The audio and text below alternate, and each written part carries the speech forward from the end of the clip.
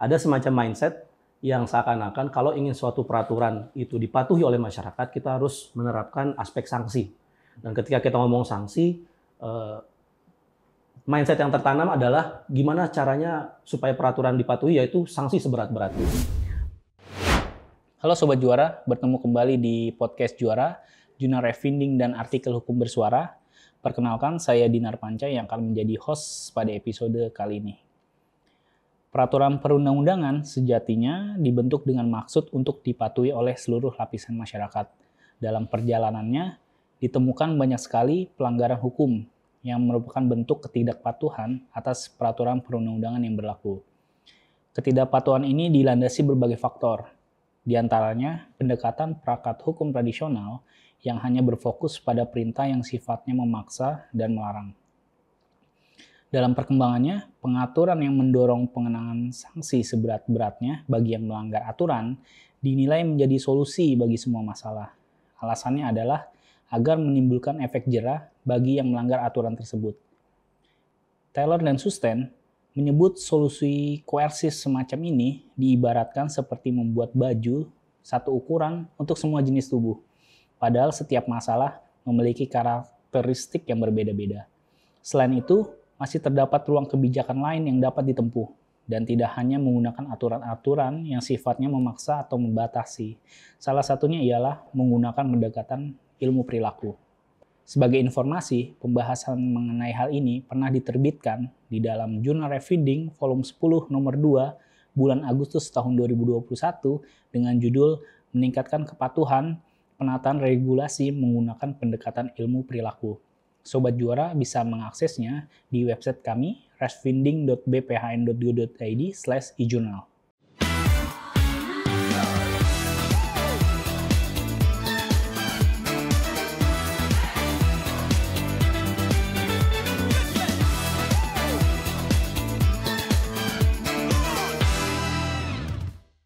Oke, Sobat Juara, sudah hadir secara langsung bersama saya di studio kami, yaitu penulis artikel tersebut, yaitu Mas Fahrul Rozi Muhammad.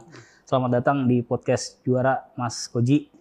Bagaimana kabarnya, Mas? Alhamdulillah, baik dan sehat. Alhamdulillah. Nah, Sobat Juara, Mas Fahrul Rozi ini merupakan ASN di Kementerian Hukum dan HAM.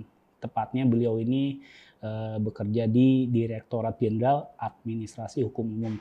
Nah, untuk lebih lengkapnya, mungkin Mas Oji bisa memperkenalkan diri ke Sobat Juara secara langsung. Ya. Silakan, Mas. Terima kasih Mas Dinar. Saya tadi sudah diperkenalkan ya, nama saya Fahrul Rozi, biasa dipanggil Oji.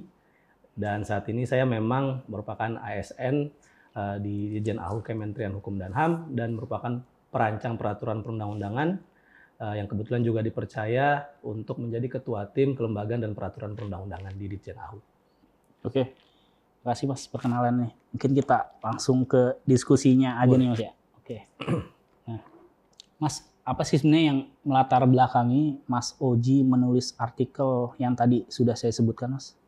Iya, sesuai judul ya Mas Dinar. Jadi memang pertama ketika kita sebagai sarjana hukum, kita ngomongin regulasi atau peraturan perundang-undangan, tentunya kan peraturan itu ada untuk dipatuhi. Tetapi kita melihat dalam kenyataannya bahwa banyak sekali peraturan perundang-undangan dan itu tidak dipatuhi gitu. Dan Indonesia ini sebenarnya sejak lama ya, dan bahkan hingga kini itu bisa dikatakan merupakan negara yang sangat banyak mengundangkan atau menerbitkan peraturan atau regulasi, tetapi angka kepatuhannya bisa dikatakan tidak cukup optimal gitu. Jadi yang pertama, kalau dari segi hukum publik, peraturan perundang-undangan, ada riset atau survei dari World Justice Project yang bilang bahwa tingkat kepatuhan orang Indonesia terhadap regulasi itu masih rendah, terbilang rendah. Dan untuk sektor privat ada juga yang namanya indeks Ease of Doing Business, itu yang salah satu indikatornya adalah mengukur terlaksananya suatu kontrak. Kontrak itu kan para pihak ya, di private. Kalau tadi kan peraturan itu sifatnya publik, kalau private itu ada namanya indikator itu enforcing contracts. Itu juga peringkat Indonesia atau skor Indonesia cukup rendah. Artinya kita bisa bilang bahwa ternyata di Indonesia kepatuhan akan hukum gitu loh, baik itu privat maupun publik itu cukup rendah. Sehingga memang mungkin kita perlu melakukan semacam perbaikan atau upaya-upaya untuk memastikan bahwa peraturan atau kontrak-kontrak tersebut bisa dipatuhi. Dan karena memang kita ada di pemerintahan gitu loh, pemerintahan dalam arti ya kita kan lebih banyak menerbitkan regulasi yang sifatnya publik. Maka dari itu tulisan saya ini saya angkat untuk memikirkan bagaimana caranya atau solusi agar produk hukum publik ini dalam hal ini peraturan perundang-undangan itu bisa menjadi lebih dipatuhi dengan menggunakan pemikiran-pemikiran atau apa namanya yang namanya dikenal dengan ilmu perilaku. Kira-kira seperti itu, Mas Dinar. Oke, Mas.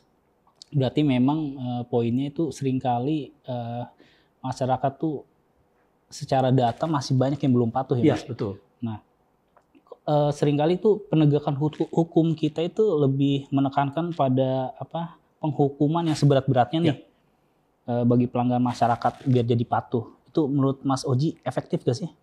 Ya, ini pertanyaan yang bagus sekali ya. Jadi memang kalau kita ngomong soal pendekatan hukum di cara-cara yang selama ini saya alami ataupun mungkin saya pantau dari sejak zaman perkuliahan itu memang ada semacam mindset yang seakan-akan kalau ingin suatu peraturan itu dipatuhi oleh masyarakat, kita harus menerapkan aspek sanksi.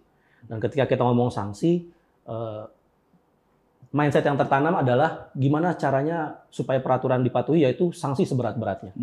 Padahal ternyata itu adalah suatu hal yang belum tentu, saya bisa bilang belum tentu menjadi solusi yang efektif, karena nanti kita akan mungkin diskusikan lebih jauh lagi. Karena intinya tidak dengan mudah pendekatan hukum yang sifatnya memaksa, melarang gitu, dan dengan membebani dengan sanksi yang berat itu akan menjadikan secara otomatis peraturan itu dipatuhi. Karena banyak sekali faktor-faktor yang menjadi pertimbangan.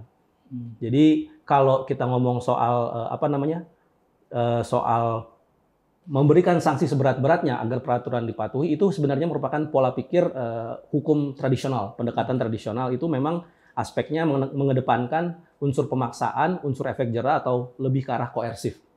Sedangkan ada pula pendekatan yang baru, pendekatan hukum baru yang lebih modern itu mencoba mengawinkan berbagai cabang ilmu atau berbagai pendekatan ekonomi, psikologi, sosiologis itu yang berupaya untuk memastikan agar suatu peraturan itu dipatuhi, walaupun tidak harus selalu menggunakan unsur-unsur yang sifatnya tadi itu koersif, memaksa, melarang, kira-kira seperti itu.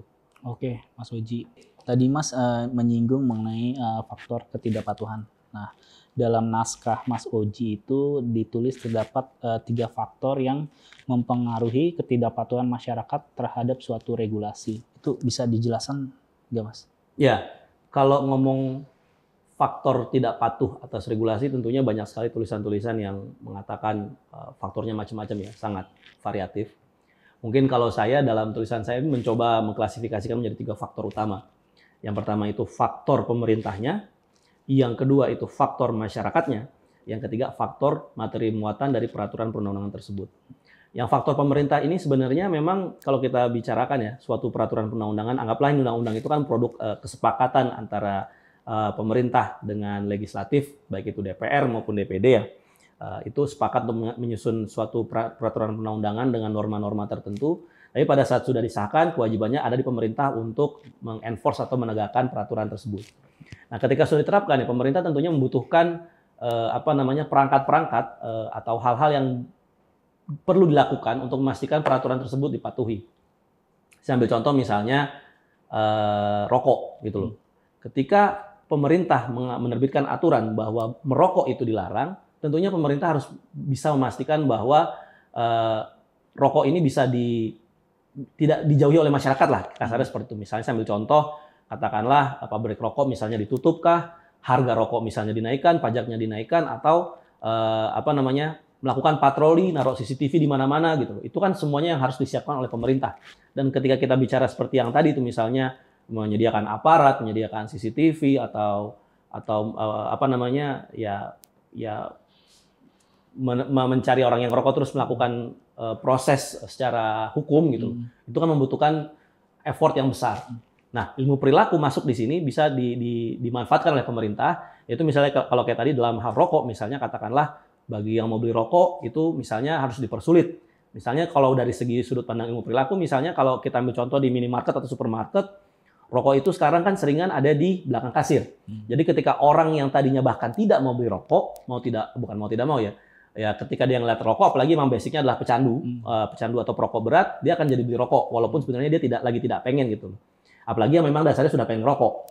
Nah, kalau dari sudut pandang ilmu perilaku, simpel saja sebenarnya. Jadi posisi rokok itu ditaruh di section atau tempat-tempat yang justru tidak mudah dijangkau atau tidak mudah dilihat. Misalnya taruh di pojokan, taruh di di ujung gitu loh, atau tempatnya agak gelap atau kira-kira seperti itu. Jadi ketika orang yang misalnya katakanlah belanja yang memang sejak semula tidak ingin merokok, pada saat dia di kasir dia tidak melihat rokok, otomatis dia menjadi tidak merokok. Dan juga sebaliknya ketika bukan cuma rokok ya, banyak sekali kan misalnya produk-produk kesehatan, kalau memang produk ini pemerintah ingin mengkampanyekan supaya produk yang tidak sehat ini tidak dibeli oleh masyarakat atau tidak dikonsumsi, ya kalau dari sudut pandang hal sederhana ilmu perilaku yang diterapkan di supermarket, ya taruh saja di tempat-tempat yang agak jauh gitu loh. Dan itu itu yang bisa pemerintah lakukan dengan menggunakan ilmu perilaku, dan itu menentukan sekali gitu loh. Ketika pemerintah tidak melakukan hal-hal tersebut, upaya-upaya untuk memastikan peraturan tercapai, maka suatu peraturan perundang-undangan menjadi tidak dipatuhi oleh masyarakat. Yang kedua dari sudut pandang masyarakat, faktor masyarakat, ini memang menarik ya. Jadi kalau dari pendapatnya Prof. Maria Farida itu ada yang namanya teori daya guna. Suatu peraturan itu ketika dianggap memiliki daya guna, maka itu manusia akan secara sukarela gitu loh, akan patuh pada peraturan tersebut. Jadi tanpa ada unsur paksaan, sepanjang peraturan tersebut dianggap memiliki nilai, memiliki kebaikan, ini kan ada yang namanya manusia itu homo economicus ya. Manusia itu akan selalu berusaha mencari sisi ekonomis atau sisi yang menguntungkan gitu loh. Kalau memang peraturannya sudah hidup di masyarakat gitu, maksudnya mudah dipatuhi oleh masyarakat tanpa ada unsur paksaan pun, dia akan dengan mudah mematuhi. Jadi ketika misalnya suatu peraturan akan sangat bergantung oleh masyarakatnya, makanya saya bilang ini adalah bergantung pada faktor masyarakatnya. Jadi ketika suatu peraturan memang dianggap memiliki dampak positif, masyarakat akan dengan mudah mematuhi ketimbang yang nilainya memang sangat bertentangan dengan nilai-nilai yang ada di masyarakat gitu loh. Ya, saya mungkin tidak akan ngasih contoh yang terlalu terlalu praktikal ya, tapi mungkin kira-kira seperti ini. Jadi kalau misalnya kita ini misalnya sebagai ASN diminta pulang malam gitu, dipaksakan untuk pulang malam padahal sebenarnya pekerjaan sudah selesai di waktu-waktu tertentu, tentunya kita akan dengan sangat berat hati untuk mematuhi peraturan tersebut.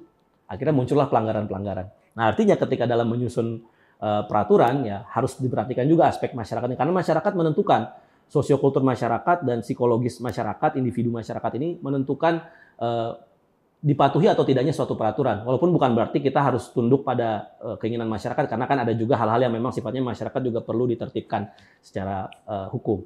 Yang terakhir, materi muatan. Jadi memang kalau kita ngomong peraturan, ya tentunya kan peraturan itu juga diwujudkan dalam bentuk tulisan ya, karena kita negara hukum yang menganut peraturan itu harus diundangkan.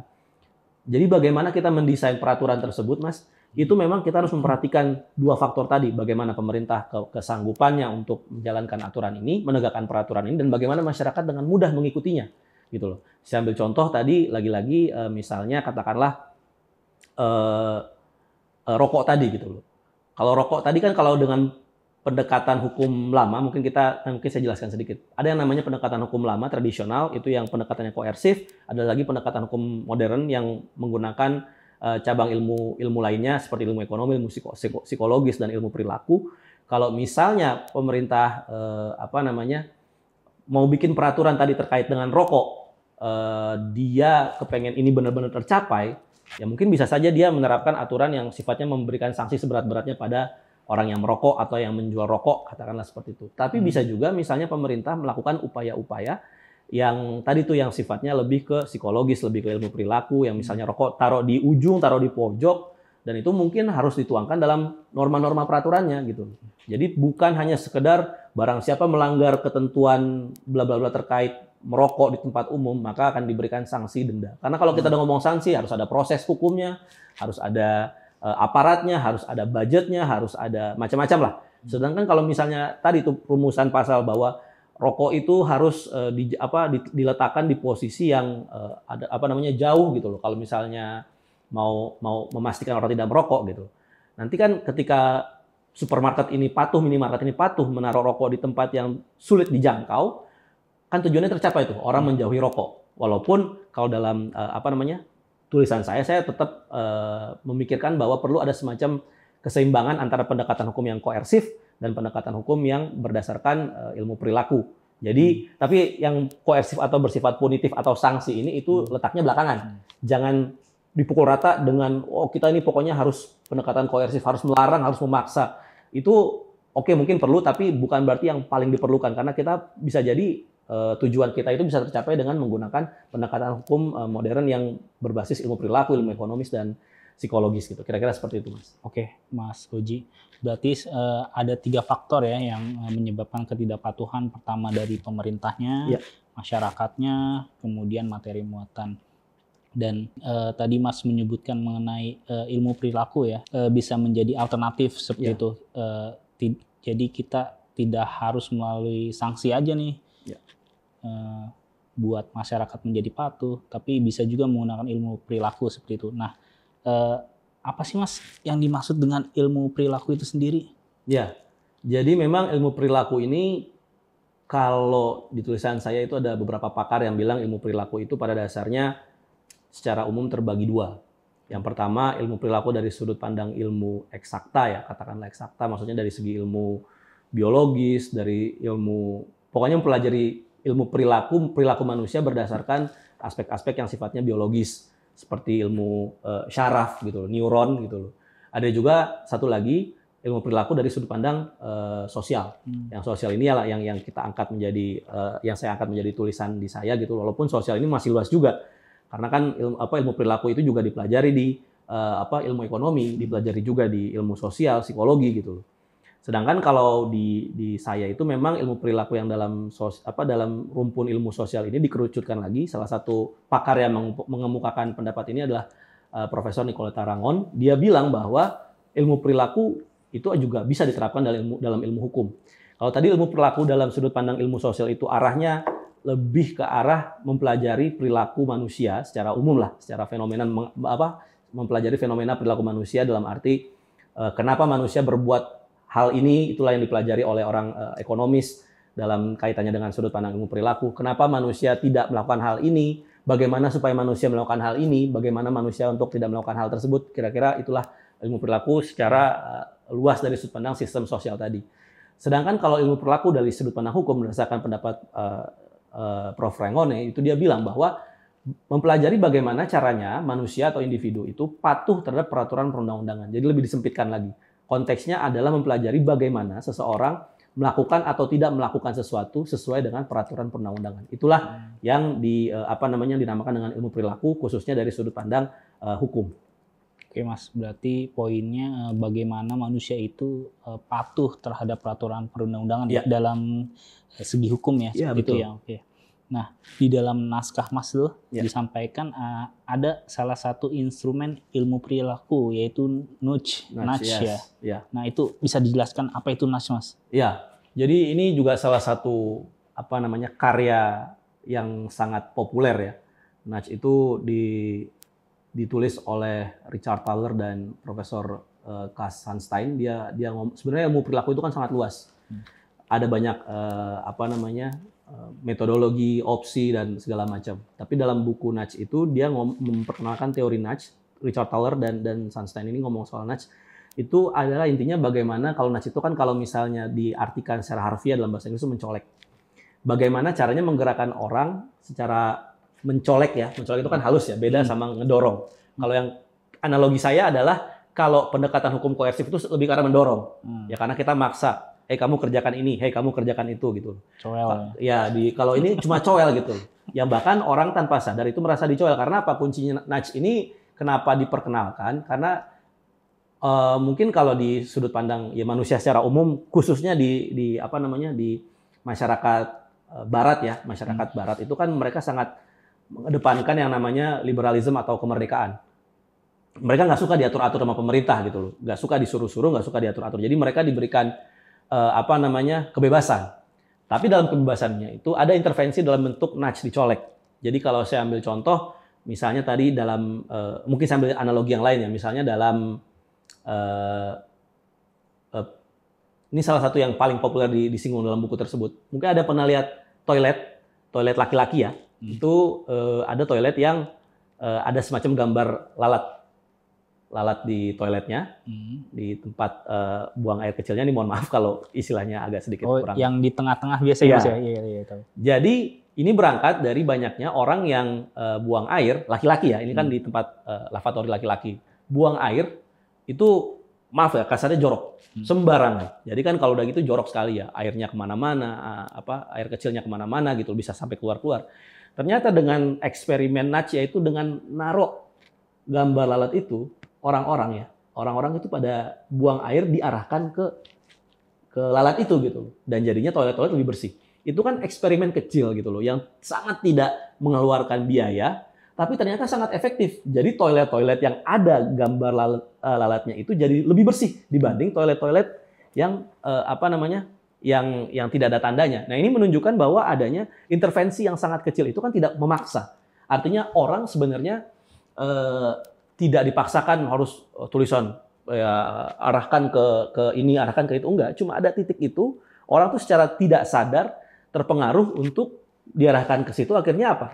Mungkin terdengar lucu atau konyol ya gitu loh. Tapi ternyata kalau secara kita ngomong kesehatan, toilet-toilet jadi jauh lebih bersih, lebih higien gitu. Yang tadinya kasarnya air seninya mungkin kemana-mana gitu loh. Ini menjadi lebih bersih gitu loh. Jadi lebih harum juga, jadi lebih sehat juga. Jadi Nudge itu intinya adalah bagaimana bisa mengintervensi tanda kutip dengan hal-hal yang sebenarnya tidak mengekang si orang yang ingin diatur tanda kutip, tetapi efektivitasnya tinggi.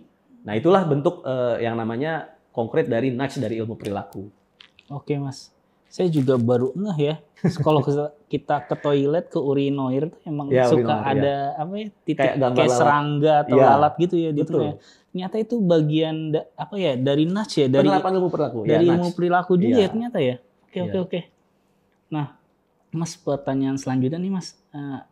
Ada gak sih contoh penerapan ilmu perilaku yang udah diterapkan di Indonesia sendiri, atau bisa nih ilmu perilaku itu diakomodir di dalam pembentukan regulasi kita? Ya, tadi sebenarnya salah satu contoh yang konkret ya, mungkin di beberapa negara maju sudah diterapkan, dan Indonesia juga sudah menerapkan, walaupun itu konteksnya bukan peraturan perundang-undangan ya, konteksnya secara luas aja gitu, secara sosial.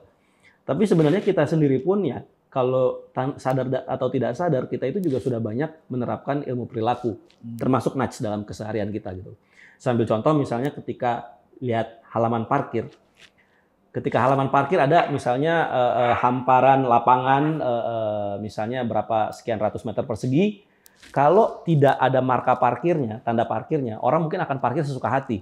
Ada yang parkir serong, ada yang parkir paralel, ada yang parkir begini begitu. Yang penting kan bagaimana parkirnya nyaman. Kalau nyaman dalam arti orang tuh pengennya parkir di tempat yang teduh pertama, atau mudah keluar aksesnya gitu, atau tempat yang paling enak, paling bersih, kira-kira seperti itu. Tapi dengan adanya intervensi tadi, itu intervensi dalam bentuk Nudge, dibuatlah marka jalan kalau parkirnya serong, tanpa sadar orang itu jadi ketika masuk halaman parkirnya jadi serong. Kalau parkirnya marka parkirnya lurus, orang jadi parkir lurus gitu. Itu tanpa harus pemerintah yang punya parkir itu menuliskan parkir seperti ini. Kalau menuliskan atau naruh tukang parkir di situ, mungkin orang-orang mungkin biayanya akan lebih besar, upayanya akan menjadi lebih besar, dan kalau dengan tulisan parkir seperti ini secara naratif, itu kan tentunya orang juga butuh waktu atau memproses perintah tersebut ya, tulisan tersebut. Berarti kita harus parkir kayak gini gitu. Mana yang lebih efektif ketimbang dituliskan dalam satu paragraf yang besar dengan menaruh marka tadi gitu loh. Cat jalan halaman parkir dicat aja, jadi parkir nanti serong. Serong itu secara otomatis. Jadi sebenarnya kita tanpa sadar pun dalam, ya ini saya ambil contoh lalu lintas karena di tulisan saya juga banyak mengutip dari pendapat Prof. Suryono Sukanto yang kebetulan penelitian sosiologi hukumnya itu ngambil contoh banyak dari riset beliau terkait dengan lalu lintas. Dan Profesor Suryono Sukanto ini memang sebenarnya walaupun mungkin di zaman beliau itu kita belum ngomongin ilmu perilaku, beliau sudah mengawinkan ilmu hukum termasuk dalam pembentukan peraturan perundang-undangan dengan aspek-aspek non-hukum, dengan aspek-aspek lain tadi seperti sosial. Jadi itu yang pertama terkait dengan halaman parkir, itu salah satu bentuk nyata penerapan dari ilmu perilaku. Tadi juga misalnya kalau saya singgung lagi, misalnya kalau di MRT atau LRT bagi yang tinggal di Jakarta dan pernah naik gitu loh.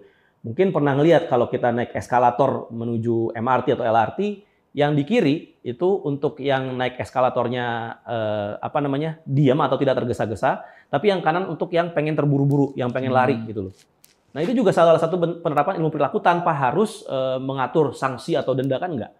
Tapi itu adalah salah satu yang sudah diterapkan di publik, bagaimana orang bagi yang pengen terburu-buru, pengen cepet-cepet, ya silakan gunakan lane baris yang yang ada di kanan yang bisa buat buru-buru. Kalau yang pengen santai-santai di kiri ada. Terus juga kalau misalnya kita ngomong di kereta tuh di LRT, MRT, di bawah kaki kita di sebelum naik itu kan ada semacam stiker.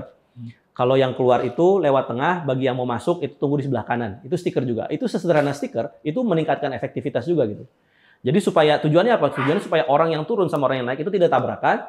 Dibikinlah stiker yang menunggu di sebelah sini, kanan kiri. Yang mau turun di depan gitu loh. Dengan tanda tanda panah. Tanda panah yang berlawanan berarti kan orang turun. Kalau tanda panah yang mau masuk ke arah sini berarti di sebelah sini. Nah, itu meningkatkan efektivitas sekali. Dan saya ambil salah satu contoh yang yang cukup menarik, tapi ini tidak diterapkan di Indonesia ya. Kalau nggak salah di Inggris ya, di Inggris. Jadi kan di Inggris itu fans bola itu sering buang puntung rokok sembarangan, dan itu tentunya mengganggu kebersihan. Akhirnya mereka pemerintah kota setempat itu naruh hal yang simpel aja. Jadi ada 2 kotak buat buang puntung rokok, karena ini di London. Yang satu Tottenham, gambarnya yang kiri, yang kanan Arsenal. Nah, ini kan karena di London itu rivalitas mereka tinggi, jadi cuma ada kotak itu, sebenarnya di sekitar ada tong sampah juga. Dan bahkan orang tanpa tong sampah suka buang puntung rokok sembarangan. Jadi kalau misalnya mana yang akan menang di derby malam ini, atau mana yang akan peringkatnya lebih tinggi di Premier League musim ini gitu loh. Fans Tottenham ketika mau buang rokok, dia naruh di Tottenham supaya rokoknya lebih banyak gitu kan. Jadi seakan-akan menang. Fans Arsenal nggak mau kalah. Akhirnya apa yang terjadi adalah yang tadinya di daerah sekitaran situ itu tadinya banyak puntung rokok berserakan, dengan adanya, karena di situ kan memang tempatnya fans Tottenham sama Arsenal lah ya, daerahnya North London situ. Akhirnya itu ternyata jauh lebih tertib. Jadi puntung rokok tuh jauh drastis berkurang. Nah, ini kan sebenarnya bentuk efektivitas dari larangan membuang puntung rokok atau membuang sampah sembarangan. Ternyata mudah dimitigasi dengan cara-cara hal yang mungkin terdengar lucu, tapi sebenarnya interventif gitu loh. Intervensi gitu loh pemerintah.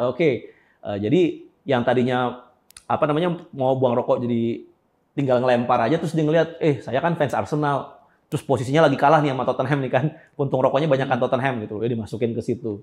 Ya walaupun tentunya ada ekses negatif juga. Ekses negatif dalam arti seakan-akan ini mengencourage orang buat ngerokok lebih banyak supaya timnya menang gitu loh. Ini juga yang perlu diperhatikan dalam sudut pandang ilmu perilaku. Ekses-eksesnya apa saja gitu loh. Kira-kira seperti itu. Oke, Mas Uji. Berarti saya tuh jadi jadi kebuka pikiran gitu. Ternyata ilmu perilaku tuh emang di Indonesia itu sudah ada, tapi penerapannya masih kurang ya. Betul. Jadi saya juga berpikir apa bisa aja nih sebenarnya ilmu perilaku tuh jadi strategi utama, bukan jadi strategi alternatif dalam meningkatkan kepatuhan masyarakat. Betul. Malah saya pikir alternatifnya malah sanksi. Seperti itu, ilmu perilaku dijadikan strategi utama ya, seperti itu ya. Di dalam pembentukan regulasi buat untuk kepatuhan masyarakat, seperti itu ya. Nah, Mas Oji, sepertinya ini udah di ujung podcast kita nih. Sebelum saya tutup, Mas Oji ada closing statement, sesuatu yang mau disampaikan kepada Sobat Juara? Mas, silakan. Oke, mungkin kalau saya ada satu closing statement, tapi mungkin terdiri dari 2 unsur ya. Jadi intinya begini, mungkin buat sarjana hukum atau pembentuk regulasi atau pembentuk peraturan perundang-undangan, kita harus mulai pertama tentunya tadi mulai memperkenalkan ilmu perilaku dalam kehidupan kita sehari-hari, dalam profesi kita ya sebagai orang hukum yang bikin regulasi, itu mulai kita coba adopt nih ilmu perilaku dalam menyusun regulasi. Tujuannya apa? Misalnya kalau kita pengen tujuan tercapai, menjaga kebersihan atau apa gitu, kira-kira seperti itu. Diterapkan dalam bentuk regulasi. Yang kedua, di samping memang menerapkan ilmu perilaku ya, dalam hal ini karena kita bahas ilmu perilaku, kita juga harus mulai mengawinkan ya, bukan mengawinkan ya. Kita juga harus mencoba sebagai orang hukum, termasuk khususnya pembentuk regulasi, itu mulai mengadopsi cabang-cabang atau disiplin ilmu hukum lain. Karena tujuan hukum itu tidak akan tercapai jika kita hanya melihat hukum itu sebagai satu entiti yang khusus tanpa memperhatikan aspek-aspek yang lain. Karena kalau tidak, ya tadi tujuan dari regulasi adalah kepatuhannya jadi tidak tercapai. Itu aja mungkin pesan dari saya. Oke, baik Mas Oji. Terima kasih banyak Mas Oji. Diskusi Sama-sama, kita Mas hari ini seru banget. Saya membuka pikiran saya nih, ilmu baru nih, khususnya tentang ilmu perilaku seperti itu. Baik Sobat Juara, itu tadi perbincangan yang menarik dengan Mas Oji. Untuk melihat artikel lainnya, Sobat Juara bisa mengunjungi website kita di refinding.bphn.go.id/ejurnal. Dan apabila Sobat Juara mempunyai ide atau gagasan atau tulisan, dapat dikirimkan ke website tersebut. Sebagai informasi juga, jurnal Refinding terbit sebanyak 3 edisi setiap tahunnya. Simak terus sosial media kita untuk informasi lebih lanjut. Saya Dinar Panca, mewakili seluruh tim yang bertugas, mengucapkan terima kasih dan sampai jumpa di podcast Juara episode selanjutnya.